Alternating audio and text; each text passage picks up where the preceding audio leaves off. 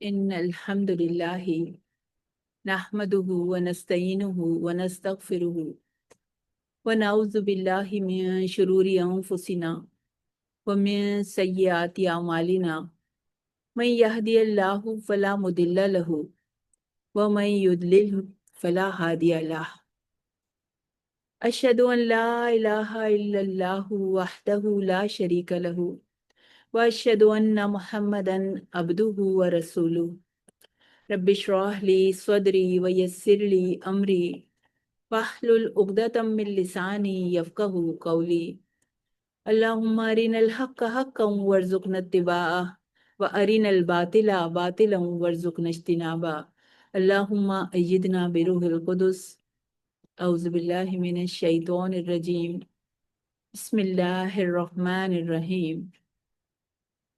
آج کی آیت کا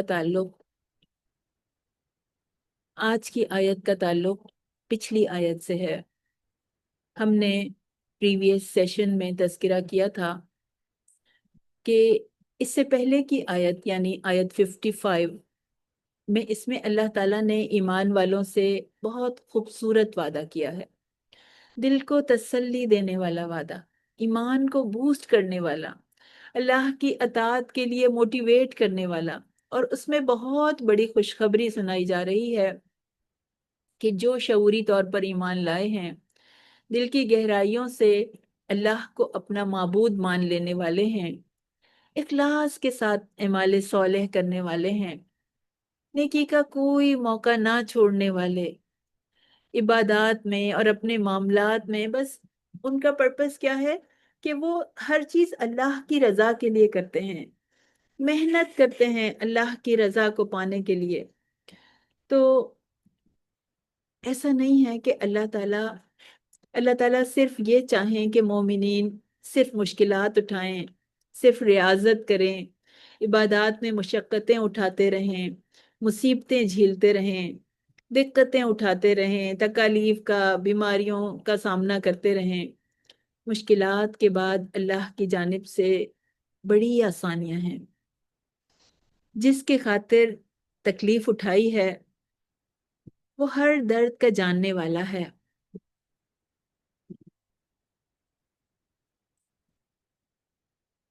آپ لوگوں کو میری وائس، آپ لوگوں کو سنائی دیا ہے جو میں نے ابھی بولا ہے؟ اوکے اوکے، تو اللہ تعالیٰ یہ نہیں چاہتے کہ یہ میرے مومن بندے مشکلات ہی اٹھاتے رہیں، اگر یہ صرف ان کو آخرت میں ہی صلہ ملے گا، نہیں، اللہ دنیا میں بھی بہترین صلہ دیتے ہیں۔ تو جس کے خاطر مشکلات اٹھائی ہیں، جس کے خاطر دنیا کا کوئی نقصان برداشت کیا ہے، جس کے ڈر کی وجہ سے ہر خوف سے آنکھیں پھیر لی ہیں، اور جس کو خوش کرنے کے لیے لوگوں کو ناراض کر دیا، تو وہ بے خبر نہیں ہے، اس نے ایک ایک آنسو گن کر رکھے ہیں، العلیم ہے، الخبیر ہے۔ تو آمنو سے عمل الصالحات، آمنو سے عمل الصالحات تک جتنے دکھ اٹھائے ہیں سب کا مداوع کر دے گا، اس کا وعدہ ہے۔ انک لا تخلف المیعاد، اور وہ اپنے وعدے کے خلاف نہیں کرتا۔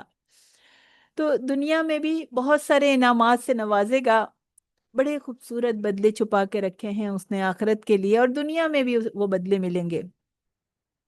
بہترین ٹھکانہ دے گا، اقتدار دے گا، اختیار دے گا، جانشینی دے گا، اپنے پسندیدہ دین پہ چلنا آسان کر دے گا، نیکیوں کی انوائرمنٹ بنا دے گا، اور ان کے اندیشوں کو، ان کے خوف کو، ان کے ڈر کو امن سے بدل دے گا، مگر ایک شرط کے ساتھ۔ ایک شرط ہے اس کی، یعبدونی، کہ وہ میری عبادت کریں گے، صرف اور صرف اللہ کی عبادت کریں گے، اسی کے بندے بن کر رہیں گے، اس کے ساتھ کسی کو شریک نہیں کریں گے۔ اللہ تعالیٰ نعمتیں عطا فرماتے ہیں، عزت اور بلندی دیتے ہیں، دولت دیتے ہیں، عہدے دیتے ہیں، اختیارات دیتے ہیں، حکومت دیتے ہیں، مال و دولت دیتے ہیں، اور اطاعت میں بس انہیں کسی طرح سے بھی پیچھے نہیں ہونا۔ تو یا بدونی میں فرق نہیں آنا چاہیے، تو नेमतें बरकरार रहेंगी। अगर याबुदूनी में फ़र्क पड़ गया, इबादत में फ़र्क पड़ गया, अब्दियत में, बंदगी में अल्लाह की फ़र्क पड़ गया, तो नेमतें छिन जाएंगी। तो ये आयात सहाबा कराम रज़ी अल्लाह ताला अन्हों के लिए भी हैं, बनु उमैया के लिए भी, बनु अब्बास के लिए भी, उसके बाद आने वाले जितने तमाम के तमाम सॉलिहीन के लिए भी, और मेरे लिए भी और आपके लिए भी। हम सबको इस ईमान पे कायम रहना है, शरीयत को फॉलो करना है, अपने रब की अब्दियत में रहना है, हर शिर्क से दूर दूर, ला युशरिकून बी शैया, मेरे साथ किसी चीज को शरीक नहीं करना अल्लाह ताला चाहते हैं। फिर अल्लाह की हुदूद को कायम करना।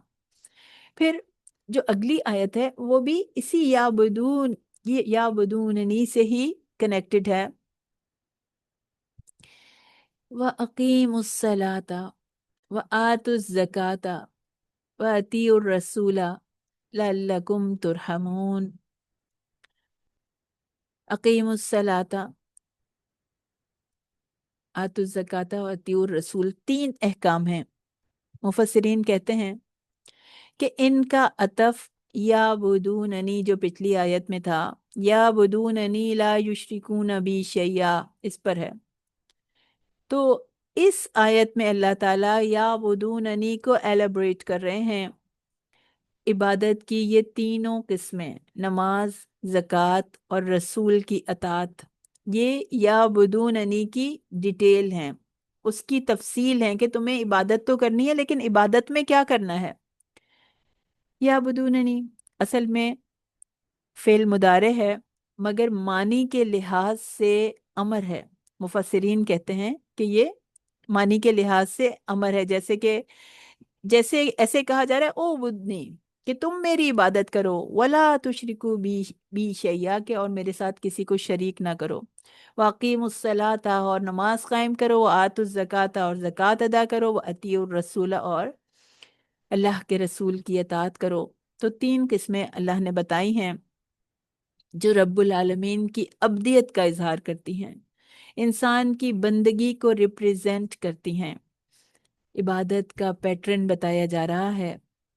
तो जो भी इस दुनिया और आखिरत में बुलंदी पाना चाहता है, खिलाफत अर्जी पाना चाहता है, घरों में, इदारों में, अपनी कंसर्न जगहों पर ओहदे इख्तियारात का हुसूल चाहते हैं, अपनी से चाहते हैं, इज्जत और बुलंदी चाहते हैं, खुशहाली चाहते हैं, मालो दौलत, नेमतों की फिरावानी चाहते हैं, और लोगों के खौफ से, मुस्तकबिल के खौफ से, बीमारियों के खौफ से निजात चाहते हैं, तो फिर एक ही तरीका है उसका, उस इबादत का एक ही तरीका है।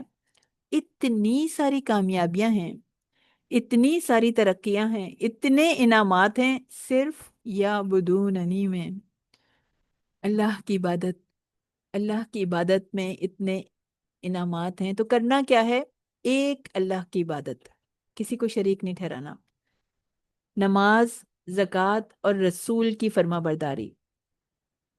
इंसान दुनिया की कामयाबियां पाने के लिए इस कदर मेहनत करता है, और यहाँ थोड़ी सी मेहनत करनी है, और दो जहान की कामयाबियां अल्लाह ताला ने उसमें छुपा के रखी हैं।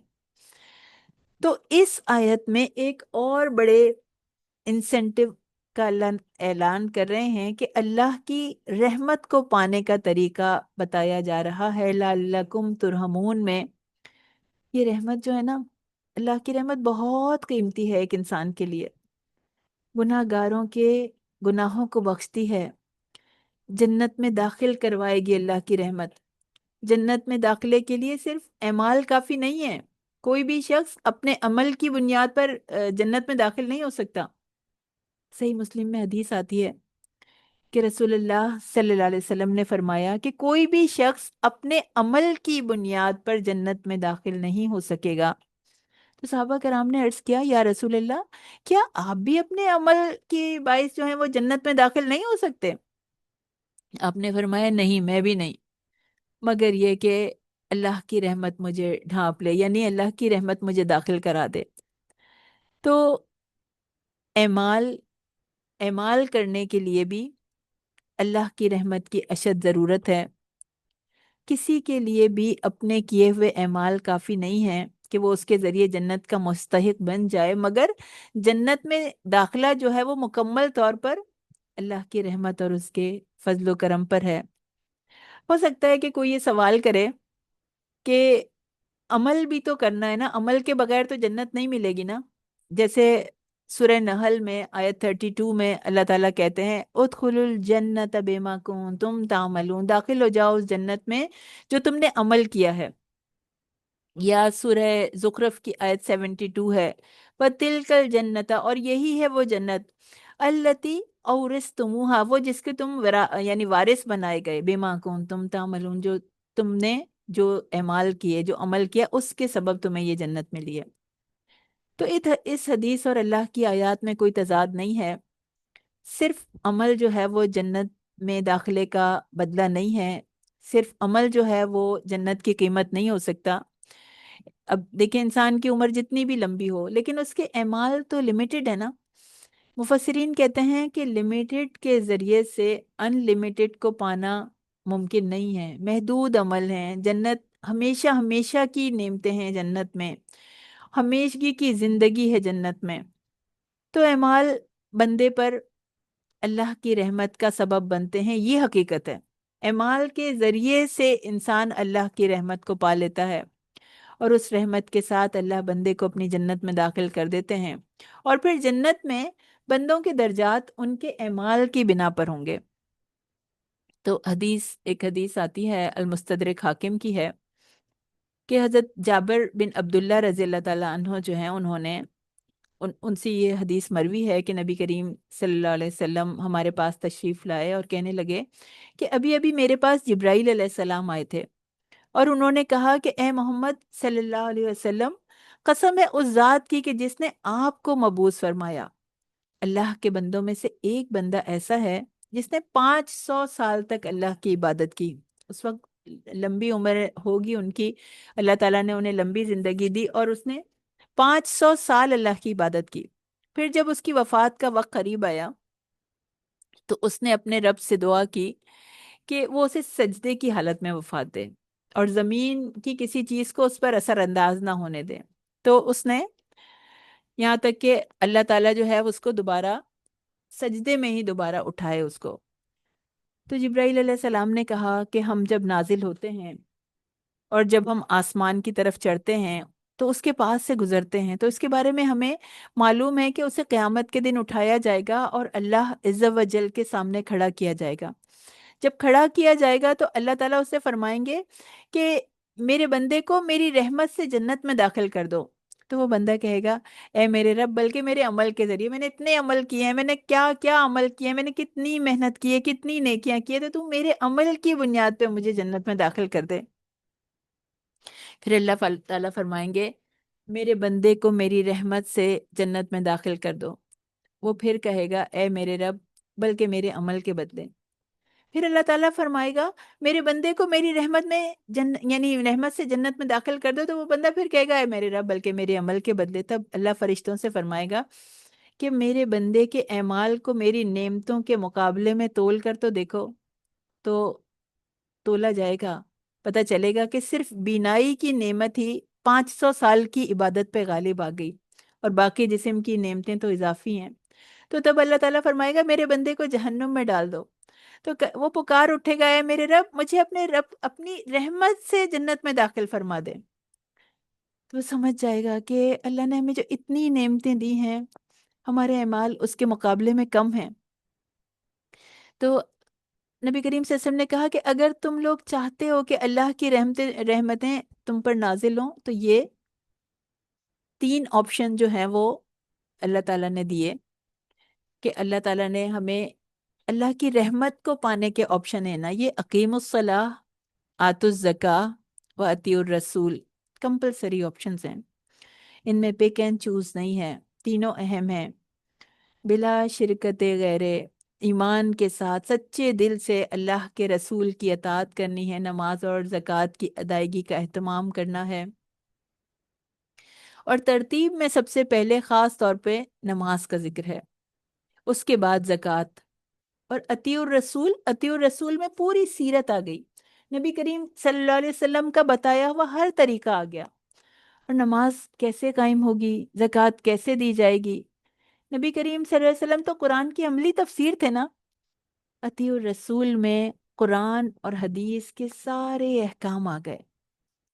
تو نماز وہ عبادت ہے جس میں ہمارے سارے آرگنز انوالو ہوتے ہیں، بدنی عبادت بھی ہے، اس میں زبان بھی انوالو ہوتی ہے، دل بھی انوالو ہوتا ہے۔ اور نماز وہ عبادت ہے کہ اس میں تینوں عبادات کی صورت پائی جاتی ہے، رکوع بھی موجود ہے، اس میں سجود بھی اس میں موجود ہے، قیام بھی ہے، قعود بھی ہے۔ تو اس عبادت میں جسمانی محنت بھی ہے اور روحانی تسکین بھی ہے، اس میں اللہ کی حمد بھی ہے، تسبیح بھی ہے، اللہ کا ذکر بھی ہے، اور نبی پر درود و سلام بھی ہم نماز میں بھیجتے ہیں۔ اللہ کا قرب بھی ہے اس عبادت میں، اور اس سے کلام کرنے کا لطف بھی ہے۔ تو نماز ایک ایسا عمل ہے جو اللہ سے وفاداری کے رشتے کو مضبوط کرتا ہے، دل میں اخلاص لاتا ہے، دل کو آلودگی سے پاک کرتا ہے، اور باجماعت نماز مسلمانوں کو بکھرنے نہیں دیتی، بکھرنے سے بچا لیتی ہے، اکٹھا کر دیتی ہے، اور گناہوں کو ختم کرنے کا ذریعہ ہے۔ حضرت ابو ذر سے روایت ہے کہ ایک مرتبہ حضور اکرم صلی اللہ علیہ وسلم باہر نکلے، تو موسم سرما میں جیسے ونٹر میں پتے گر رہے ہوتے ہیں درختوں سے، تو ایسا موسم تھا، نبی کریم صلی اللہ علیہ وسلم باہر نکلے تو آپ نے ایک درخت کو، اس کی دو شاخوں کو پکڑ لیا اور ہلایا تو شاخ سے پتے گرنے لگے۔ تو حضور صلی اللہ علیہ وسلم نے کہا کہ اے ابو ذر، میں نے کہا لبیک یا رسول اللہ، تو حضور اکرم صلی اللہ علیہ وسلم نے فرمایا کہ مسلمان بندہ جب نماز اس مقصد سے پڑھتا ہے کہ اسے اللہ کی رضا حاصل ہو جائے، تو اس کے گناہ اسی طرح جھڑ جاتے ہیں جس طرح یہ پتے درخت سے جھڑتے ہیں۔ اللہ ہمیں اس طرح نماز پڑھنے والا بنا دے، اپنی رضا کے لیے نماز پڑھنے والا بنا دے کہ ہم نے بھی جتنے گناہ کیے ہیں وہ سب کے سب ان پتوں کی طرح جھڑ جائیں، دور ہو جائیں، ہم سے ہٹ جائیں ہمارے اعمال نامے سے۔ اور پھر انسان پر کوئی مشکل آ جائے، کوئی مصیبت آ جائے، رنج و غم آ جائے تو کیا کرے؟ تو اس کے لیے بھی ہمارے نبی نے بتایا کہ کوئی بھی اہم معاملہ ہمارے نبی کو پیش ہوتا تھا، کوئی مشکل آ جاتی تھی، کوئی نازک معاملہ پیش آ جاتا تھا، تو کیا کرتے تھے کہ نماز کا سہارا لے لیتے تھے، نماز میں مشغول ہو جاتے تھے۔ یہاں تک کہ حضرت عمر رضی اللہ تعالیٰ عنہ تو جب پریشان ہوتے تھے، جب انہیں اہم فیصلے کرنے ہوتے تھے جہاد کے بارے میں یا کچھ اور سیریس قسم کے فیصلے مملکت کے بارے میں، مسلمانوں کے مسائل کے بارے میں، تو کیا کرتے تھے؟ نفل نماز کے لیے کھڑے ہو جاتے تھے اور اللہ تعالیٰ سے رجوع کرنے کی کوشش کرتے تھے کہ اللہ تعالیٰ آپ مجھے صحیح فیصلے کی طرف پہنچا دیجئے کہ میں صحیح فیصلہ کر لوں۔ حضرت بلال رضی اللہ تعالیٰ عنہ سے ہمارے نبی کہتے تھے نا، اے بلال ہمیں نماز سے راحت پہنچاؤ، یعنی اذان دو، ہم نماز میں مشغول ہوں تو ہمیں راحت ملے۔ ہمارے نبی کی آنکھوں کی ٹھنڈک تھی نماز۔ اللہ تعالیٰ ہماری نمازوں کو بھی ہمارے لیے آنکھوں کی ٹھنڈک بنا دے۔ اور روز حشر میں بھی سب سے پہلی منزل جو ہے وہ نماز کی منزل ہے۔ ہمارے نبی نے ہمیں بتایا کہ قیامت کے روز سب سے پہلا سوال نماز کا ہوگا، سب سے پہلا حساب نماز کا ہوگا۔ اگر نماز جو ہے وہ شرائط کے مطابق ادا کی گئی ہے، ارکان اس میں پورے ہیں، اور ٹائم پہ نماز جو ہے وہ وقت کی پابندی کے ساتھ، اللہ تعالی وقت کی پابندی کے ساتھ ادا کرنی ہے، اپنی مرضی سے نہیں ادا کر سکتے۔ تو اگر وقت پر نماز ادا کی گئی ہو، خشوع و خضوع والی نماز، تو تب انسان اپنا مقصد حاصل کر لے گا، نجات پا لے گا۔ اور وہ ان فسدت، اگر اس میں فساد ہے، نماز پڑھی بھی ہے مگر جو ہے وہ وقت پہ نہیں پڑھی، بہت لیٹ پڑھی، یا جتنی چاہیں پڑھی، کچھ قضا کر دیں، کچھ پڑھ لیں، تو کہا فقط خواب و خسر، پھر تو ناکامی ہے، پھر تو خسارہ ہے، خسارہ پانے والوں میں سے وہ ہو جائیں گے۔ سنن نسائی کی یہ حدیث ہے، کتاب الصلاح کی 465 اس کا نمبر ہے۔ تو وہ جس نے نماز پڑھی ہوگی، جس نے اس کی ساری چیزوں کو پورا کرتے ہوئے، اس کے ارکان کو ٹائم پہ نماز ہوگی، اس کی شرائط بھی پوری ہو رہی ہوں گی، تو پھر وہ شخص فلاح حاصل کر لے گا، زندگی کا مقصد حاصل کر لے گا۔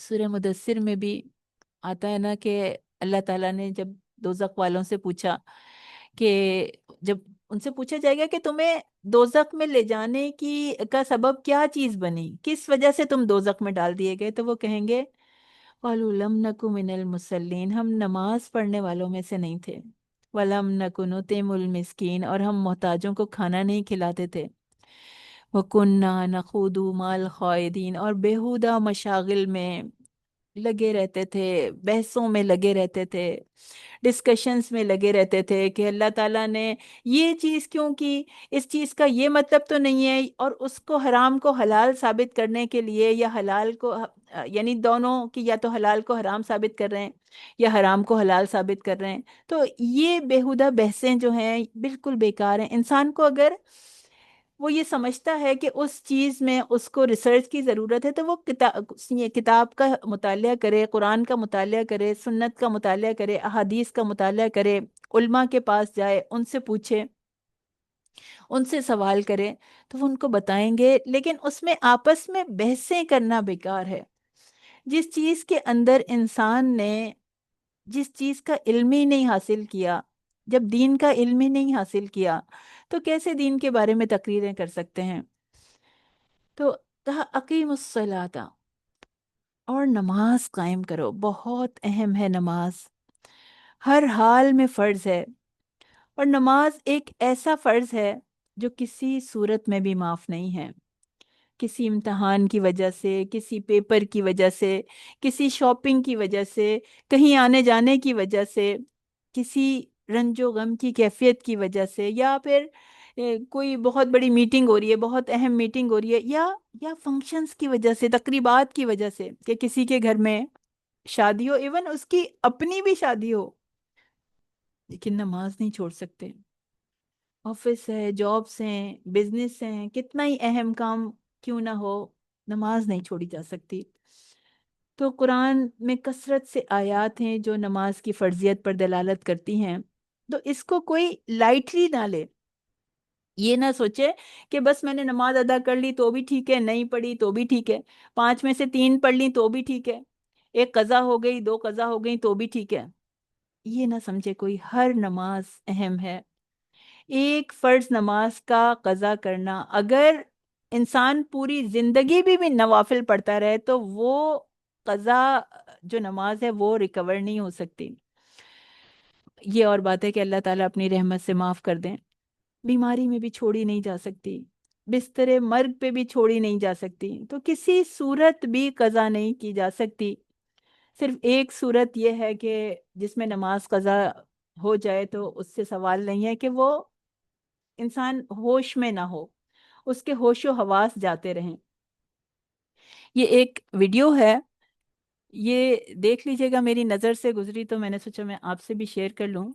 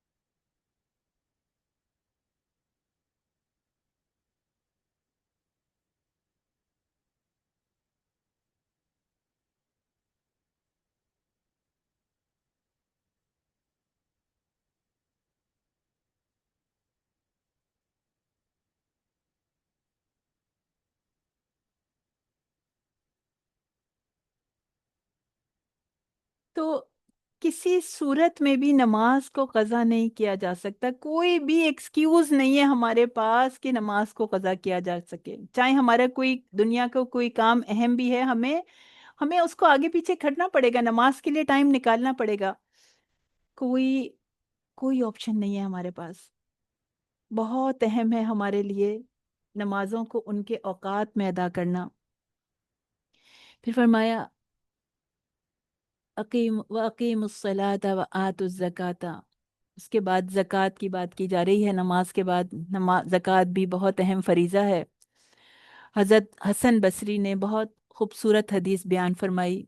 کہتے ہیں کہ رسول اللہ صلی اللہ علیہ وسلم نے فرمایا کہ اپنے مال اور دولت کو زکوٰۃ کے ذریعے سے محفوظ کر لو، اور اپنی بیماریوں کا علاج صدقے کے ذریعے سے کرو۔ یعنی اگر مال میں سے زکوٰۃ گئی ہے تو وہ مال محفوظ ہو جائے گا، اور بیماریوں کا علاج صدقے کے ذریعے سے کرو، یعنی بیمار پڑ جاتے ہو تو صدقہ دو، کثرت سے صدقہ دو، تو اللہ تعالیٰ بیماریوں سے نجات دے دے گا۔ اور مصیبت کی لہروں کا سامنا ہو تو مصیبت کی لہروں کا سامنا دعا سے کرو، اور گریہ وزاری کے ساتھ کرو۔ گریہ وزاری کیا ہوتی ہے؟ گڑ گڑانا، رونا، اللہ سے مانگنا۔ یہ ابو داؤد کی حدیث ہے، طبرانی اور بہقی نے بھی اس کو روایت کیا ہے۔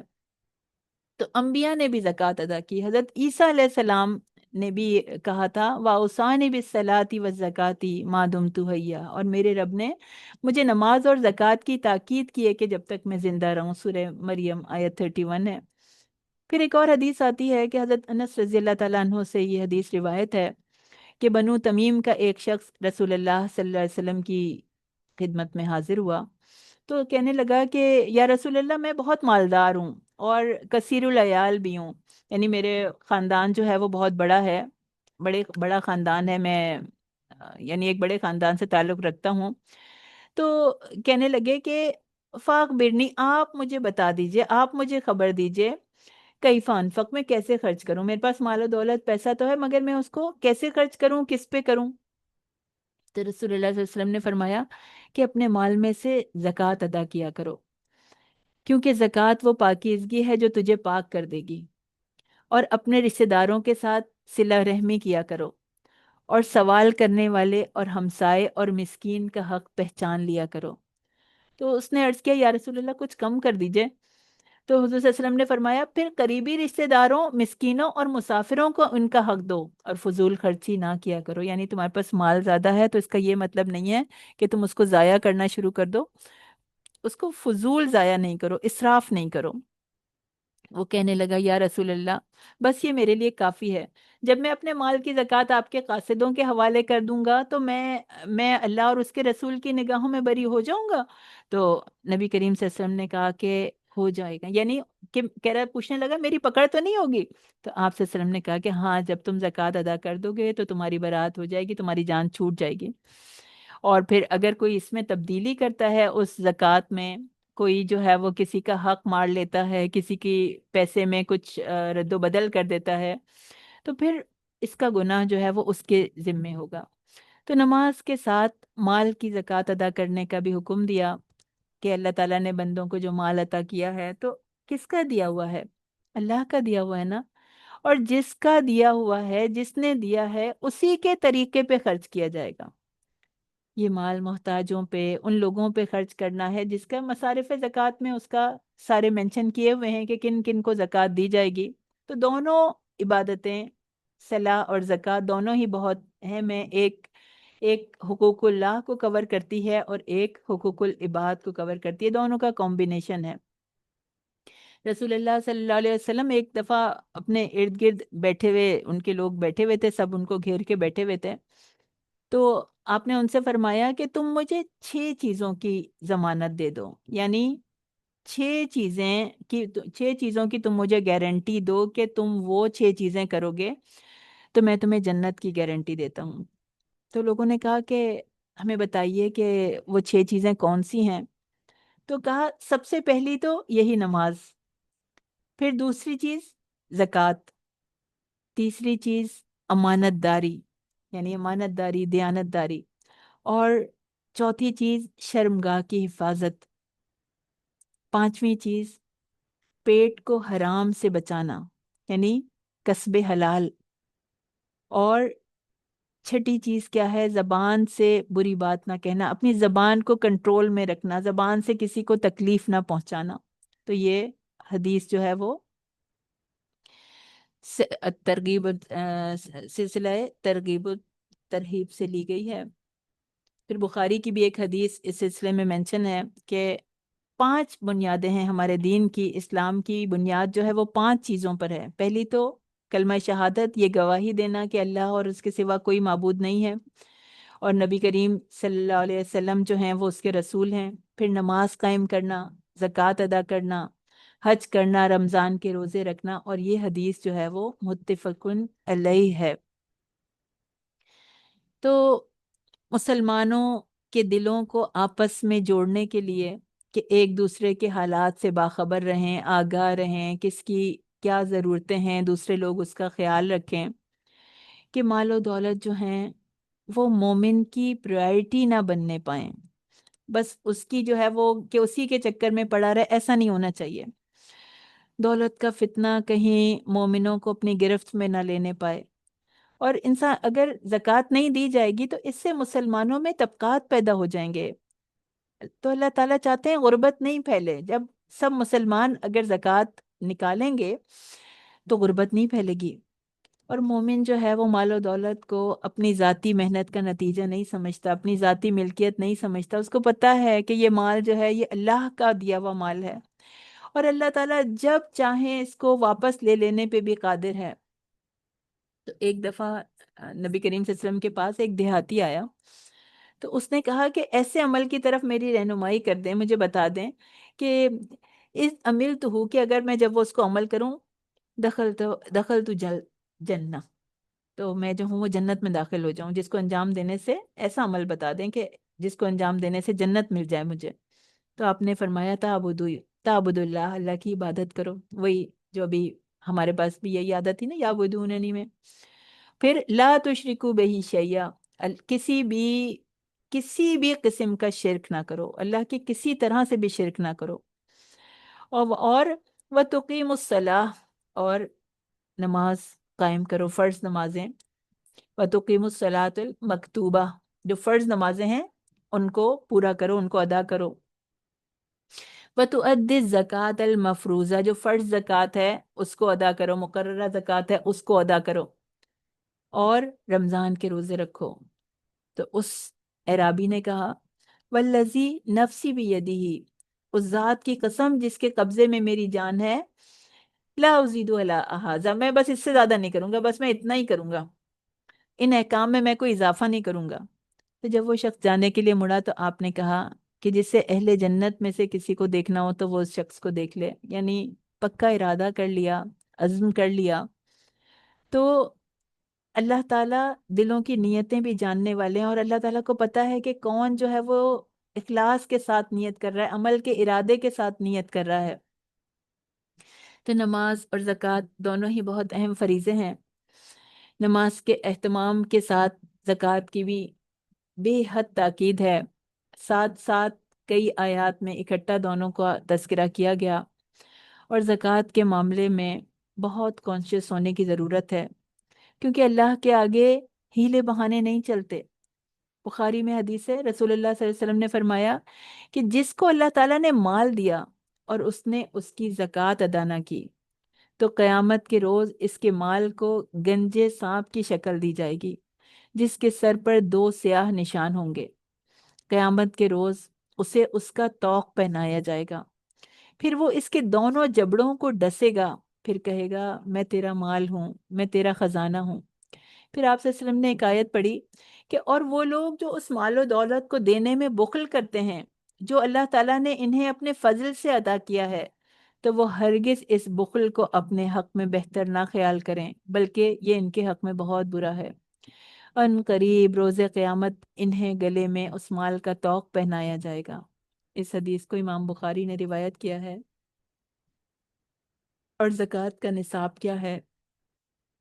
سونے کی صورت میں اگر مال ہے تو 7.5 تولہ سونا اگر کسی کے پاس ہوگا، یا چاندی کی صورت میں 52.5 تولہ چاندی ہوگی، یا دیگر اموال ہے جیسے نقدی ہے اور سامان تجارت ہے، تو اس کی مالیت اتنی ہو جتنی کہ 7.5 تولے سونے کی ہوتی ہے، یا 52 تولے چاندی کے برابر اس کی یعنی اس کی مالیت اتنی ہو، اس کی ورث اتنی ہو، اور وہ 1 سال اس کے اوپر، اس مال کے اوپر گزر جائے، تو پھر اس کو اپنے مال کا 2.5% دینا ہے، 2.5% اس کو دینا ہے۔ یعنی یوں سمجھ لیجئے 100 میں سے اگر 100 روپیز ہیں تو اس میں سے 250 روپے یعنی 250 روپیز جو ہیں وہ دینے ہیں، یہ زکوٰۃ ہے۔ تو اللہ تعالیٰ نے 50% نہیں مانگی، 10% نہیں مانگی، صرف 2.5%، 2.5% مانگی ہے، تو خوشی کے ساتھ دینی ہے، کھلے دل کے ساتھ دینی ہے۔ اور یہ ہمارا آج کا پریکٹیکل ہوم ورک بھی ہے کہ اپنی زکوٰۃ کا حساب کتاب کرنا ہے کہ لاسٹ ٹائم کب دی تھی، کتنی بنتی ہے، کس ایئر کی زکوٰۃ دی جا چکی ہے، اس کا پورا حساب کتاب کرنا ہے۔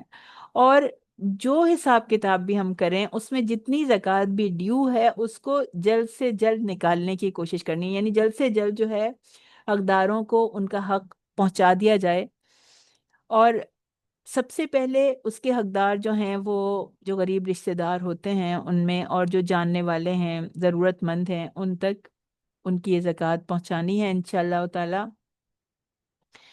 اور پھر تیسری چیز، نہایت محبت کے ساتھ، عقیدت کے ساتھ اللہ تعالیٰ کے رسول کی فرما برداری کرتے رہو، اطیعوا الرسول، رسول کی بے چون و چرا اطاعت۔ کون ہے ہمارے رسول؟ ہم کبھی غور تو کریں کہ وہ کون ہے، وہ کیسی ہستی ہیں، وہ کون سی ذات ہیں۔ اگر ہم غور کریں گے، ہم ان کے بارے میں جاننے کی کوشش کریں گے تو دل کی کیفیت ہی الگ ہو جائے گی، دل لرزنے لگے گا، ہر سانس ان کا میسج یاد دلائے گی۔ وہ جو ہم سے اس وقت محبت کرتے تھے جب ہم اس دنیا میں نہیں آئے تھے، وہ ہمارے لیے ساری ساری رات رو رو کے دعائیں کرنے والے تھے، ہماری بخشش کے لیے دعائیں کرنے والے تھے، ہماری رحمت کے لیے دعائیں کرنے والے تھے۔ قیامت کے دن کوئی کسی سے کچھ نہیں پوچھے گا، کسی کو اپنی ایک نیکی دینے پہ تیار نہیں ہوگا، کسی کو کسی کی پرواہ نہیں ہوگی، لیکن وہ ہماری نجات کے لیے سجدے میں اپنے رب سے رو رو کے فریاد کر رہے ہوں گے۔ تو جنہوں نے، وہ نبی جنہوں نے اس قدر درد برداشت کیے تاکہ ہم تک دین کا پیغام پہنچ جائے، اس قدر قربانیاں دی انہوں نے تاکہ ہم دوزخ کے عذاب سے بچا لیے جائیں، اتنے آنسو بہائے انہوں نے اپنے رب کے سامنے کہ تاکہ ہم اپنے رب کو پہچان لیں۔ اس لیے کبھی بھی زندگی میں چین سے نہیں بیٹھے، اس لیے نہیں بیٹھے کہ آج ہمارے دل میں ایمان کی روشنی ہو۔ تو وہ ہستی جن کی روشنی سے مدینہ 1400 سال سے روشن ہے، کروڑوں دلوں میں دھڑکنے والے ہیں، کروڑوں روحوں کی تسکین کا سامان کرنے والے ہیں۔ آپ کی وجہ سے ہی تو آج ہم کو یہ دین ملا ہے، اور آج لوگوں کو ان کی فرما برداری کرنا بھاری لگتا ہے۔ آج دنیا والوں کو ان کی وہ سنتیں ہلکی لگتی ہیں، وہ سنتیں جو مٹی کو سونا بنا دیتی ہیں، ان کی اطاعت کرنا مشکل لگتا ہے جن کی اطاعت پر اللہ تعالیٰ نے دونوں جہاں کی کامیابیاں رکھ دی ہیں۔ تو اس آیت میں رسول اللہ صلی اللہ علیہ وسلم کی اطاعت کا ذکر ہے، یہاں پر اللہ کی اطاعت کا تذکرہ نہیں آ رہا، کیونکہ رسول کی اطاعت اللہ ہی کی اطاعت ہے۔ تو پھر کیسے کوئی حدیث کو اسلام سے نکال سکتا ہے؟ کیسے کوئی حدیث کو ہلکا سمجھ سکتا ہے، لائٹلی لے سکتا ہے؟ کیسے سنت اور حدیث پر عمل کیے بغیر کوئی مسلمان رہ سکتا ہے؟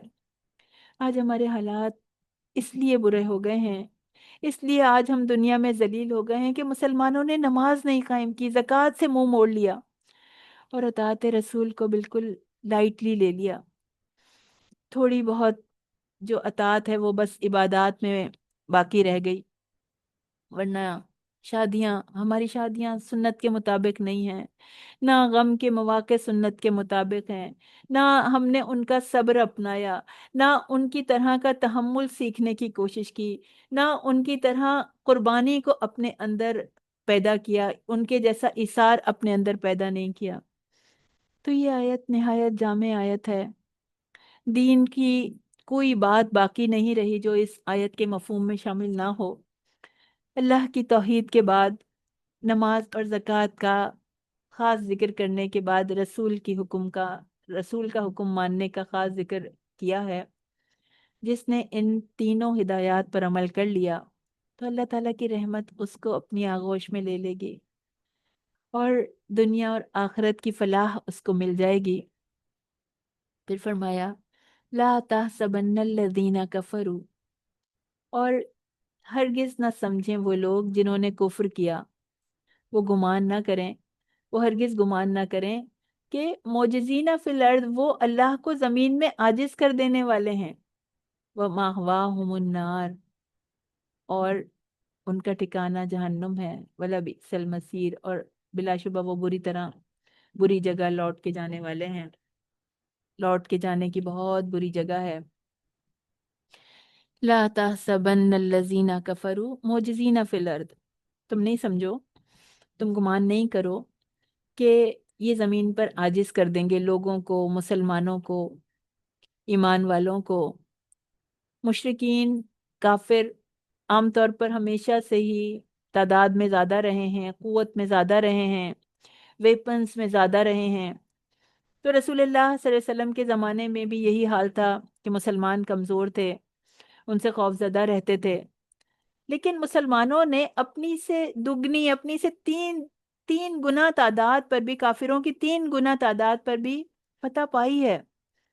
اور تاریخ میں بہت دفعہ ایسا ہوا کہ جب مسلمانوں کو کلمہ پڑھنے کی سزا دی گئی، آج بھی یہ جو کافر ہیں، یہ ایمان والوں کو عاجز کرنے کی کوشش کر رہے ہیں، ان کو توحید کے اوپر آنے کی سزا دیتے ہیں، ان کو مومنوں کو روندنے کی کوشش کرتے ہیں۔ دل بہت دکھی ہے۔ کشمیر، شام، لبنان، برما، ہر جگہ جو ہے وہ کفر متحد ہو کر اسلام کو ختم کرنا چاہتا ہے۔ فلسطین آخری سانسیں لے رہا ہے کہ کفر بہت طاقت میں ہے۔ مومنوں کی چیخیں، بچوں اور عورتوں کی کراہیں، سسکیاں تاریخ کے ماتھے پر نقش ہو چکی ہیں۔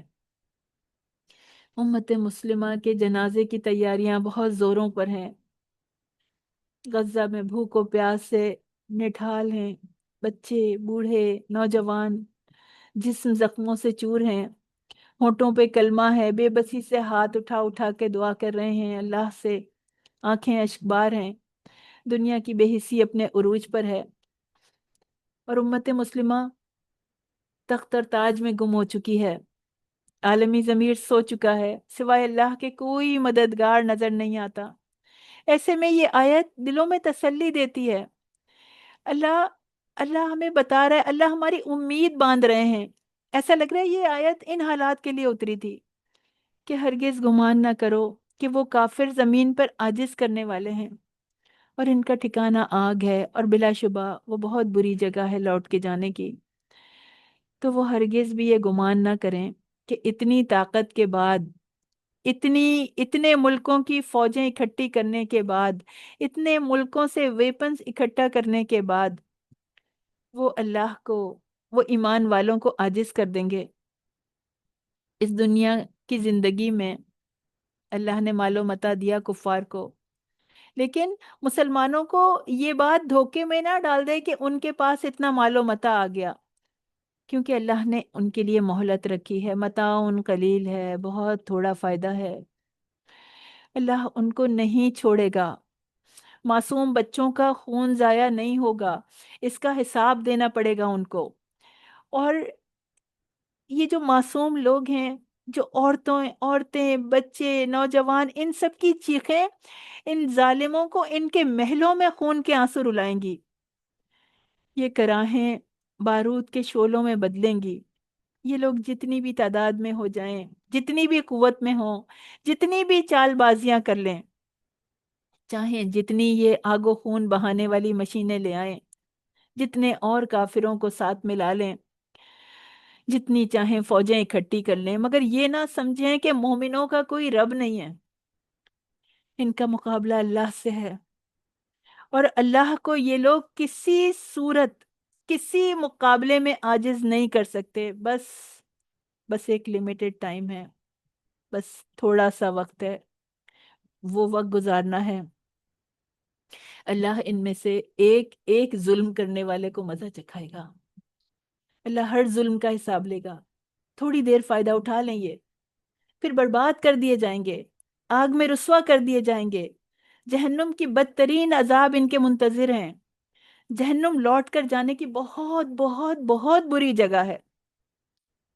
تھوڑی دیر کا فائدہ متاع دنیا سے اللہ تعالیٰ نوازتے ہیں. سورہ لقمان میں آتا ہے کہ ہم تھوڑے عرصے کے لیے ان کو متاع دنیا سے نوازتے ہیں، پھر ان کو بے بس کر کے ایک نہایت سخت عذاب کی طرف کھینچ لاتے ہیں. پھر ان کا ٹھکانہ آگ ہے، اور وہ بہت برا ٹھکانہ ہے. یعنی کافروں کا انجام بدترین ہے. وہ جو اللہ کے نام پہ قربان ہو گئے، جنہوں نے اللہ کے لیے اپنی جان دے دی، جنہوں نے اللہ کے لیے اپنا خون بہایا، جنہوں نے اللہ کے خاطر تکلیف اٹھائی، وہ کامیاب ہو گئے ہمیشہ ہمیشہ کے لیے. یہ تو ویسے بھی تھوڑی دیر کی زندگی تھی، جانا تو سب کو ہی ہے آگے اور پیچھے، لیکن انہوں نے اپنے لیے بدترین انجام خرید لیا. ان کا انجام ان کے شر کی وجہ سے ابدی عذاب ہے، ہمیشہ ہمیشہ رہنے والا عذاب ہے. آیت 58، یا ایھا الذین آمنو، اے لوگو جو ایمان لائے ہو، لیستاذنکم الذین ملکت ایمانکم، لازم ہے کہ تم سے اجازت طلب کریں وہ لوگ جن کے مالک ہوئے تمہارے دائیں ہاتھ، اور وہ بھی جو تم میں سے بلوغت کو نہیں پہنچے. تو بات کی جا رہی ہے ایمان والوں سے. آیت 27 سورہ نور، آیت 27 سے 31 تک پردے کے متعلق جو ہدایات دی گئی تھیں، ان کے بارے میں لوگوں کے کچھ ذہنوں میں کچھ سوالات، شکوک جو پیدا ہو رہے تھے، تو ان کی وضاحت ان آیات میں کر دی گئی ہے. قانون استئذان یعنی اجازت حاصل کرنے کا قانون بتایا جا رہا ہے. انہی احکام کی تکمیل کا سلسلہ شروع ہوتا ہے جو آیت 34 تک بیان کیے جا رہے ہیں کہ اسلام اصل میں بہت سویلائزڈ مذہب ہے، بہت مہذب، اپنائیت والا، محبت کو پسند کرنے والا، لیکن ایسی بے تکلفی سے جو دوسروں کی پرائیویسی ڈسٹرب کرے، ان کے نجی معاملات میں انٹرفیرنس ہو، ان کی پرسنل لائف میں مداخلت کا سبب بنے، وہ اسلام ایسی بے تکلفی کو پسند نہیں کرتا. تو اسلام نے بیلنس سکھا دیا ہے، ادب سکھا دیا ہے. تو ایسی انٹرفیرنس یا ایسی اپنائیت نہیں ہونی چاہیے جو دوسروں کے لیے اذیت کا سبب بن جائے. پہلے گھروں میں داخل ہونے کے آداب بتائے گئے تھے کہ باہر والے جب گھر میں داخل ہوں گے تو کیسے داخل ہوں گے. اب گھر کے اندر رہنے والوں کو کچھ مینر سکھائے جا رہے ہیں. پہلے تو محرم اور نامحرم کا فرق سمجھایا گیا تھا. اب ان لوگوں کا ذکر ہے جو گھر کے اندر ہیں، جو کہ محرم ہیں، تو ان کو گھر کے اندر داخلے کے لیے تو اجازت نہیں تھی، لیکن اب چونکہ یہ گھر میں ہیں تو گھر میں اچانک کسی کے کمرے میں داخل ہونا جو ہے وہ اچھی بات نہیں ہے. پھر دو قسم کے لوگوں کی بات کی جا رہی ہے کہ ان کے لونڈی غلام یا نابالغ بچے، تو انہیں داخلے کے لیے اجازت کی ضرورت نہیں ہے، کیونکہ گھروں میں ان کا آنا جانا کثرت سے ہوتا ہے، اور کیونکہ ان پر اجازت کی پابندی لگانے سے دشواری پیدا ہوگی. تو تو ان کو یہ کیا جا رہا ہے، ان کی پابندی ان کے اوپر یہ لگائی جا رہی ہے کہ 3 اوقات میں ان کو اجازت لینے کی ضرورت پڑے گی. اور اس میں جو لونڈی غلام ہیں، ان کو ہم یوں سمجھیں کہ آج کے نوکروں سے کمپیئر نہیں کر سکتے کہ یہ آج کے نوکر اس میں شامل نہیں ہوں گے. تو 3 اوقات ایسے ہیں کہ جن میں اجازت لینی پڑے گی، کہ جو اپنے بچوں کو بھی اجازت لینی پڑے گی اندر داخل ہونے کے لیے. 3 مرات، 3 اوقات میں انہیں بھی اجازت لینی ہے. کون سے اوقات ہیں وہ؟ فجر کی نماز سے پہلے، اور جس وقت تم دوپہر کو اپنے کپڑے اتار دیتے ہو، یعنی ایکسٹرا کپڑے اتار دیتے ہو، اور عشاء کی نماز کے بعد. یہ 3 تمہارے لیے پردے کے اوقات ہیں. تو وہ بچے جو ابھی جوانی کی حدود کو نہیں پہنچے ہیں، ان پر بھی پابندی لگائی جا رہی ہے کہ 3 ٹائم میں، 3 مرات میں یہ جو ہے وہ اجازت مانگیں گے آنے کی. تو عموماً ایسا ہوتا ہے نماز فجر سے پہلے یا دوپہر کو آرام کے وقت، جب انسان جو ہے وہ اپنا دوپٹہ وغیرہ سائیڈ میں رکھ کے لیٹ جاتا ہے، آرام کر لیتا ہے، یا گرم ملکوں میں مرد جو ہیں وہ اپنے کرتے وغیرہ اتار کے رکھ دیتے ہیں، یا عشاء کی نماز کے بعد، کہ یہ تینوں وقت پرائیویسی کے اوقات ہیں. اور دوپہر کو جب اپنے کپڑے ایکسٹرا کپڑے اتار کر رکھ دیتے ہو، الظہیرہ دوپہر کو کہا جاتا ہے، کہ جب دھوپ اور گرمی عروج پر ہو تو یہ وقت عرب میں انتہائی گرم ہوتا تھا، اور ہمارے یہاں بھی جب گرمی پڑتی ہے تو ہم میں اس کے ریئلائز کر سکتے ہیں۔ تو احکامات دیے جا رہے ہیں کہ ان 3 اوقات میں اگر کوئی آئے گا تو اجازت لے کر آئے، 3 دفعہ 3 دفعہ اجازت مانگنی ہے، ان 3 اوقات میں اجازت مل جائے تو اندر آئیں، ورنہ واپس چلے جائیں۔ یہ پابندی اس لیے لگائی گئی ہے کہ ثلاث عورات لکم، کہ یہ یعنی عورا عورت کی جمع ہے، کہ یہ یہ تمہارے لیے پرائیویسی کا وقت ہے، تو اس میں پابند کیا جا رہا ہے۔ عورا کا مطلب چھپانا ہوتا ہے، عورت کو بھی عورت اسی لیے کہا جاتا ہے کہ چھپائی جانے والی چیز، تو یہ ایسے وقت کی بات کی جا رہی ہے جو کہ جس میں کہ یعنی کہ پرائیویٹ ہے، چھپانے والا ہے، پردے کے اوقات ہیں، وہ اوقات جن میں کہ انسان ذرا سی تنہائی چاہتا ہو۔ تو عام انسانوں میں سے کوئی بھی اپنے کمرے میں ہے اور کوئی بے دھڑک داخل ہوگا اس کے کمرے میں، تو ہو سکتا ہے کہ وہ جو جس کا کمرہ ہے وہ کمفرٹیبل فیل نہ کرے۔ تو بچوں کو بھی سکھانا پڑتا ہے کہ پہلے نوک کرو گے، پھر ویٹ کرو گے کہ اندر سے اجازت ملے، تب اندر داخل ہوگے۔ تو ابن عباس رضی اللہ تعالیٰ عنہ سے جب اس آیت کے متعلق سوال کیا گیا تھا تو انہوں نے فرمایا تھا کہ اللہ تعالیٰ بہت ستر رکھنے والے ہیں اور ستر کی حفاظت کو پسند کرتے ہیں۔ تو فرمایا لیسا لیسا علیکم ولا علیہم جناحٌ، اور نہ اس میں اس کے بعد نہ تم پر کوئی گناہ ہے نہ ان پر کوئی گناہ ہے، یعنی اب تو عام زندگی میں آنا جانا تو چلتا رہتا ہے، یعنی ان اوقات کے علاوہ بھی وہ بلا اجازت آئیں گے، تو یہ نہ تم پہ بھی گناہ نہیں ہے، ان پر بھی کوئی گناہ نہیں ہے، کیونکہ طوافون علیکم، تم وہ آنے جانے والے ہیں۔ یعنی طوافون علیکم میں یہی حکمت معلوم ہوتی ہے کہ اللہ تعالیٰ نے اپنے احکام میں آسانی کو مد نظر رکھا۔ تو رسول اللہ صلی اللہ علیہ وسلم نے سب لوگوں کے لیے تمام اوقات میں اپنے گھر کے سوا، یعنی جب دوسرے گھروں میں جانے کے متعلق کہا تھا کہ اجازت مانگنا 3 دفعہ ہے، اگر مل جائے تو ٹھیک ہے، اگر نہیں ملے تو واپس چلے جانا چاہیے۔ بخاری کی حدیث ہے، 6245 اس کا نمبر ہے۔ اور 3 اوقات اب بتائے جا رہے ہیں کہ اس میں محرموں کو بھی، غلاموں اور بچوں کو بھی 3 دفعہ اجازت مانگنے کے لیے پابند کیا جا رہا ہے۔ کذالک یبین اللہ لکم الآیات، اور اللہ آیات کو کھول کھول کر بیان کرتا ہے۔ اللہ کا علم کامل ہے، اس کی حکمت بھی کامل ہے، اور کوئی اور جو ہے وہ اپنے علم و حکمت کی کمی کی وجہ سے بالکل ایگزیکٹ صحیح بات کرنے پہ یا بات کو واضح کرنے پہ قادر نہیں ہے۔ اس طرح اللہ تعالیٰ تمہارے لیے اپنے اپنے ارشادات کی تکمیل کرتا ہے۔ پھر فرمایا وَإِذَا بَلَغَ الْأَطْفَالُ، اور جب تم میں سے بچے بلوغت کو پہنچ جائیں تو اسی طرح اجازت طلب کیا کریں جس طرح وہ لوگ اجازت طلب کرتے ہیں جو ان سے پہلے تھے۔ اسی طرح اللہ تمہارے لیے اپنی آیات کھول کر بیان کرتا ہے، اور اللہ خوب جاننے والا ہے، کمال حکمت والا ہے۔ بالغ ہونے کے بعد بچوں کو بھی اجازت لینی ہوگی، جس طرح اس سے پہلے لوگ اجازت لیتے ہیں، دوسرے لوگ اجازت لیتے ہیں، جس طرح جن کی اجازت کا پہلے تذکرہ آیا۔ تو اب جو ہے وہ بالغ ہونے والے ان بچوں سے پہلے دوسرے ایڈلٹس بھی اجازت لے کر اندر آتے تھے، تو اب ان کو بھی اجازت لے کے اندر آنا ہوگا۔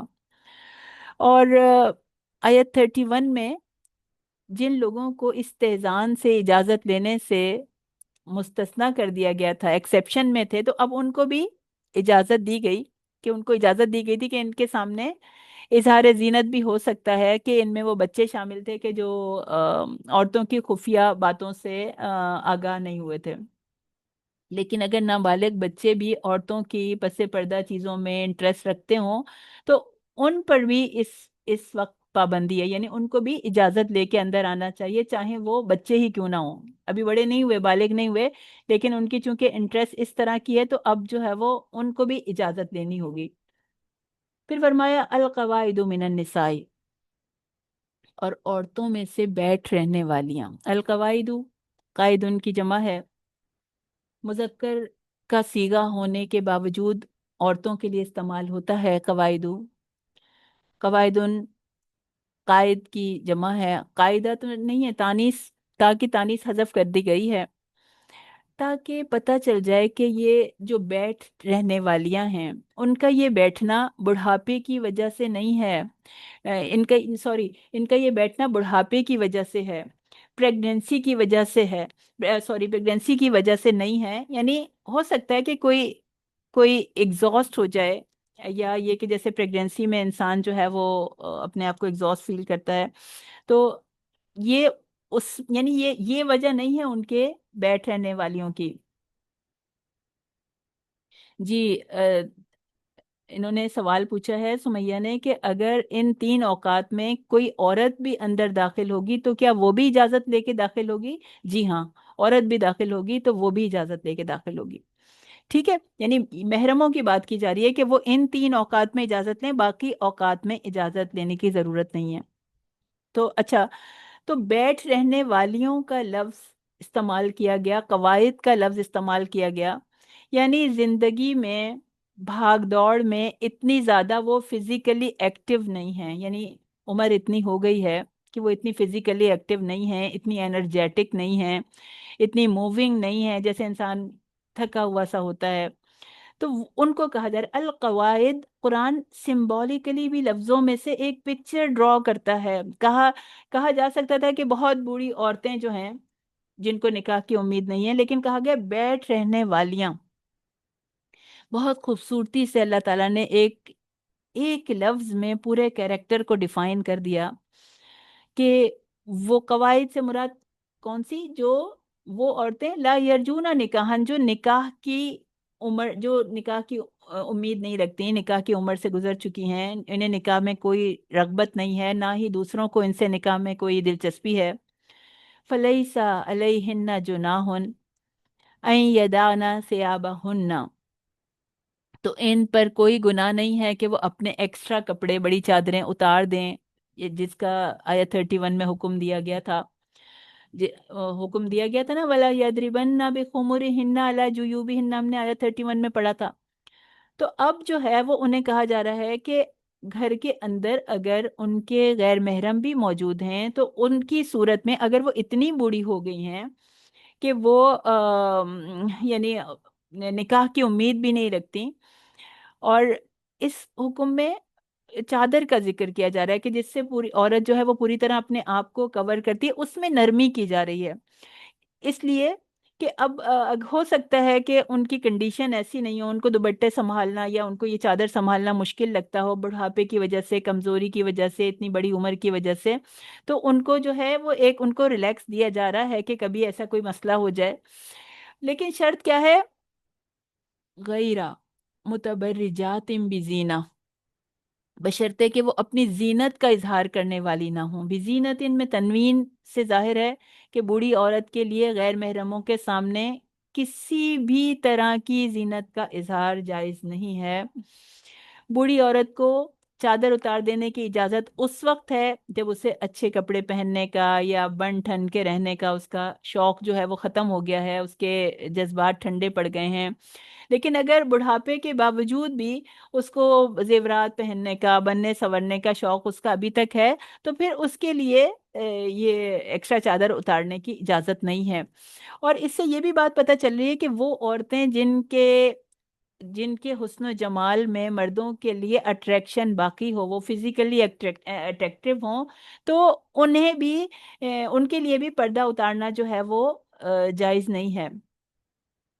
اسی میں ایک مفسر لکھتے ہیں کہ یعنی بوڑھی عورتیں گھر پر اپنے اوپر لی جانے والی چادریں اتار دیں اور گھر کے کپڑوں میں رہیں تو یہ درست ہے، اور گھر سے باہر بھی اگر وہ برقع یا بڑی چادر نہ لیں تو کوئی حرج نہیں ہے، بشرطے کہ وہ کسی قسم کی زینت کا اظہار نہ کر رہی ہوں، یعنی نو ہیئر ڈائی، نو میک اپ، نو جیولری، نہیں کوئی یعنی ایسے بیسٹ کپڑے پہننے کا شوق، لیکن پھر بھی کہا کہ وہ يَسْتَعْفِفْنَ خَيْرٌ لَهُنَّ، لیکن اگر وہ تب بھی عفت اختیار کریں، وہ اس سے تب بھی بچیں، تو یہ ان کے لیے زیادہ اچھی بات ہے، یعنی پورا پردہ ہی کر لیں تو یہ زیادہ بہتر ہے، یعنی اتنی احتیاطوں کے بعد بھی فرمایا کہ عمر رسیدہ خواتین کے لیے بہتر ہے کہ وہ استعفاف اختیار کر لیں، وہ اپنے دوپٹے یا چادر کو اتارنا پسند نہ کریں تو یہ ان کے لیے بہتر ہے، کیونکہ اللہ کے احکام کی تعمیل میں بھلائی ہی بھلائی ہے نا۔ ضرورت کے تحت کسی بھی جائز رعایت سے فائدہ اٹھایا جا سکتا ہے، کوئی بیماری کی صورت میں، کسی اور تکلیف کی صورت میں، تو اس وقت اس سے فائدہ اٹھایا جا سکتا ہے، لیکن پسندیدہ یہی ہے کہ اس وقت بھی نہ اٹھائیں۔ اور بعض اوقات یہ سمجھا جاتا ہے کہ جیسے مرد بوڑھے ہو جائیں تو ان کے سامنے جو ہے وہ پردے میں نرمی کر لی جائے تو کوئی مسئلہ نہیں ہے۔ تو یہ اس کے بارے میں جو ہے وہ مفسرین کہتے ہیں کہ ایسا نہیں ہے، مرد چاہے جتنا بھی بوڑھا ہو جائے، اس کو اس سے عورت کو پردہ کرنا لازمی ہے، چاہے وہ اس کی بیٹی کی عمر کی ہو، چاہے وہ اس کی پوتی کی عمر کی ہو۔ تو کسی عورت کا بھی بوڑھے مردوں سے پردہ اتار دینا یہ درست نہیں ہے، اور قرآن اور حدیث میں کہیں بھی ان سے پردہ نہ کرنے کی اجازت نہیں آئی ہے۔ واللہ السمیع علیم۔ اور آج قرآن کے اتنے کھلے احکام ہونے کے باوجود بھی مسلمان جو ہیں، مسلمان عورتیں ہیں، مسلمان بچیاں ہیں، بغیر دوپٹے کے کندھے پہ ایک دوپٹہ لٹکا لیا، وداؤٹ کسی ہیزیٹیشن کے مردوں میں اٹھتی بیٹھتی ہیں۔ واللہ سمیع علیم، اللہ سن رہا ہے، اللہ دیکھ رہا ہے، اللہ سب کچھ جانتا ہے۔ اللہ نے مردوں کو بنایا ہے، اللہ نے عورتوں کو بنایا ہے، ان کا رب انہیں بتا رہا ہے کہ تمہارے لیے کیا چیز بہتر ہے، ان کا کیا ڈریس کوڈ ہونا چاہیے، کیا کوڈ آف کنڈکٹ ہونا چاہیے۔ تو یہ کام اللہ نے ان کو فتنے سے بچانے کے لیے دیے ہیں، اس میں انہی کا فائدہ ہے، اللہ کا کوئی فائدہ نہیں ہے۔ اور اللہ سب جانتا ہے، یا پردہ جو ہے وہ کر لیا، پیرنٹس کے سامنے کر لیا یا کسی خاص کے سامنے کر لیا، اور پیچھے جو ہے وہ اللہ کے احکام کو پیٹ پیچھے ڈال دیا۔ واللہ سمیع علیم، اللہ جاننے والا، سننے والا ہے، اور ہر ایک کا حساب اس کے عمل کے مطابق ہوگا۔ آخر دعوانا ان الحمد للہ رب العالمین۔ ربنا تقبل منا انك انت السمیع العلیم وتب علینا انك انت التواب الرحیم۔ اے ہمارے مالک، ہم کو اپنی بہترین عبادت کی توفیق عطا فرما دیجئے۔ یا اللہ، ہم کو ہر قسم کے شرک سے بچا لیجئے، ہمیں صحابہ جیسا ایمان عطا فرمائیے ہمارے مالک۔ اللہ، اللہ ہمیں خشوع اور خضوع سے نمازیں ادا کرنے والا بنا دیجئے۔ اے ہمارے مالک، ہمیں توفیق دے دیجئے کہ ہم خوشی کے ساتھ زکوٰۃ نکال کے اپنا تزکیہ کریں۔ اے سب کو عطا کرنے والے رب، ہمیں زندگی کے ہر معاملے میں سنت رسول پہ چلنے کی توفیق عطا فرما دیجئے۔ ہمیں اپنے نبی کی بہت زیادہ اطاعت کرنے والا بنا دیجئے۔ اللہ، ہمیں اطاعت کے ساتھ خوشحالی عطا فرمائیے یا اللہ۔ یا اللہ، ہمیں اپنی اطاعت کے ساتھ اپنی جانشینی اس زمین میں عطا فرمائیے۔ اللہ، ہمیں بھی ان انعامات کا حقدار بنا دیجئے جن کا آپ نے وعدہ کیا ہے۔ اللہ، ہمیں لوگوں کے شر سے بچا لیجئے۔ یا اللہ، ہمیں بیماریوں سے دور کر دیجئے، ہماری آل اولادوں کو، ہمارے خاندانوں کو بیماریوں سے بچا لیجئے، ہم سب کو تکالیف سے بچا لیجئے، پریشانیوں سے بچا لیجئے، ہر طرح کے خوف سے محفوظ فرما دیجئے۔ یا اللہ، ہمارے سارے کے سارے گناہوں کو معاف کر دیجئے۔ اللہ، مسلمانوں کو کافروں کے شر سے بچا دیجئے۔ ہمارے مالک، غزہ کے مسلمانوں کی مدد فرما دیجئے، آپ کے علاوہ ان کا کوئی بھی مددگار نہیں ہے۔ اللہ، ہمیں اپنے احکام پر عمل کرنے کی توفیق عطا فرما دیجئے، ہمیں اسلام کے طریقوں پر چلنے کی توفیق عطا فرما دیجئے۔ سبحان ربک رب العزت عما یصفون وسلام علی المرسلین والحمد للہ رب العالمین۔ السلام علیکم ورحمۃ اللہ وبرکاتہ۔